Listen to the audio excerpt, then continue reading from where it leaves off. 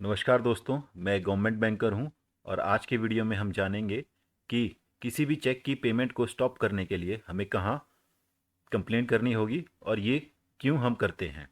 देखिए, जब कभी भी हम किसी को चेक पेमेंट करते हैं उसे हमें रोकना होगा, तो उसके लिए हमें क्या प्रक्रिया करनी है उसके बारे में हम यहाँ जानकारी लेंगे।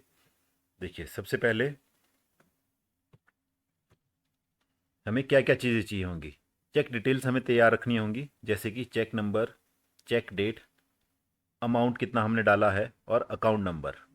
ये सब जानकारी हमें तैयार रखनी होगी। इस जानकारी को लेके हमें अपने बैंक में जाना रहेगा।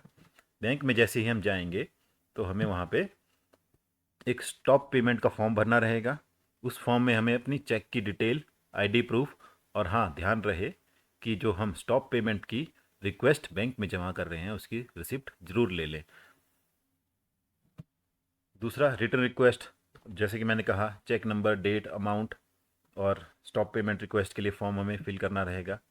दूसरा, हम बैंक ब्रांच ना जा करके, अगर हमें मान लीजिए तत्काल चेक की पेमेंट को रोकना है तो हम कहाँ से रोक सकते हैं। तो उसके लिए हमारे पास दो विकल्प हैं, एक तो है मोबाइल बैंकिंग, दूसरा है नेट बैंकिंग। तो मोबाइल बैंकिंग और नेट बैंकिंग में हमें सबसे पहले लॉगिन करना रहेगा।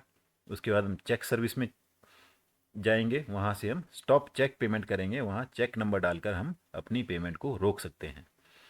चेक पेमेंट हम क्यों रोकते हैं?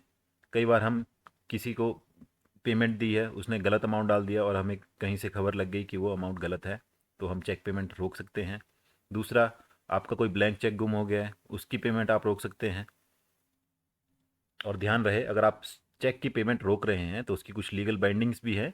मान लीजिए आपने किसी को पेमेंट दिया है और विदाउट एनी वैलिड रीज़न आप उस पेमेंट को रोक रहे हैं, तो अगेंस्ट सेक्शन 138 आपके अगेंस्ट कार्रवाई भी हो सकती है। तो ध्यान रहे, स्टॉप पेमेंट का रीज़न कोई वैलिड रीज़न ही होना चाहिए।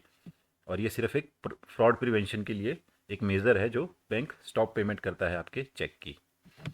दूसरा, स्टॉप पेमेंट के कुछ चार्जेस रहते हैं, जैसे मान लीजिए 100 से 300 प्लस जीएसटी जनरली बैंक के चार्जेस रहते हैं। ये एक चेक के चार्जेस हैं। जनरली डिफरेंट बैंक्स के डिफरेंट चार्जेस रहते हैं और पर चेक का अलग से चार्ज लगता है। थैंक्स। और इसी के साथ बेस्ट प्रैक्टिस टिप्स क्या है, स्टॉप पेमेंट करें। स्टॉप पेमेंट करने के लिए हमें ऑनलाइन जल्दी से जल्दी एप्लीकेशन डालनी है, अपनी ब्रांच से कांटेक्ट करना है। और ध्यान रहे कि भविष्य में कभी भी हम किसी को भी ब्लैंक चेक ना दें, ताकि हम इस तरह की प्रैक्टिस से बचे रहें।